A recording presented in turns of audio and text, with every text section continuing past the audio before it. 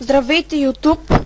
Аз съм Bullshit и това е първият ми епизод на Subway Surfers, в който си имам задача да направя 150 000 точки, без да използвам никакви реактивни неща. Така, да започваме. Давай газ, давай. Плюс монетките, естествено.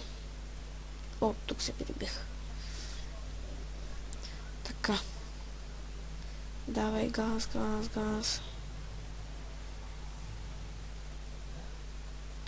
От тук се блъснах без да искам.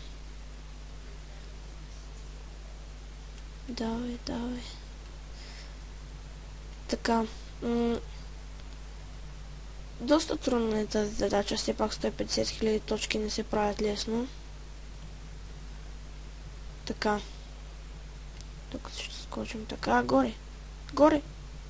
Yes. Горе. Трябва да внимавам доста с влаковете, които изкачат. Ето като този сега, както изкочи направо.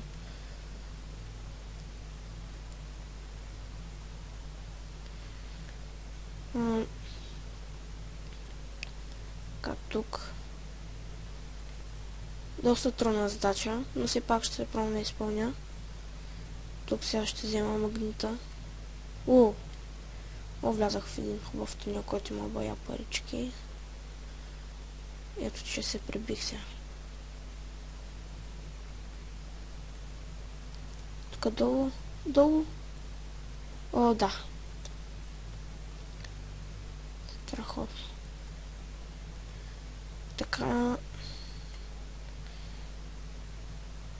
Имаме време, естествено. Може и да не успея да го направя. Оп. Видяхте ли само за какво стана въпрос? Пускам хауърборда, защото доста възможно да се притрепя точно тук.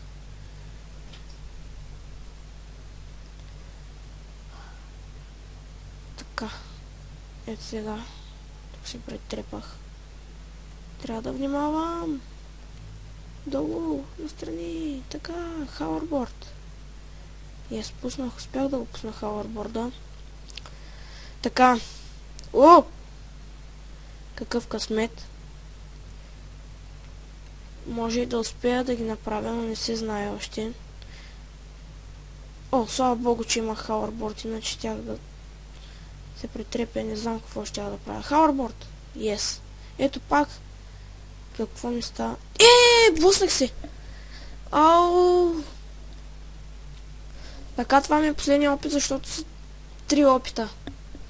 Сега, ако се пребия вече направо, трудно ще ги направя, но ето гледай, прибих се. 150 000 точки не успях. Докато не успя, ще има епизоди.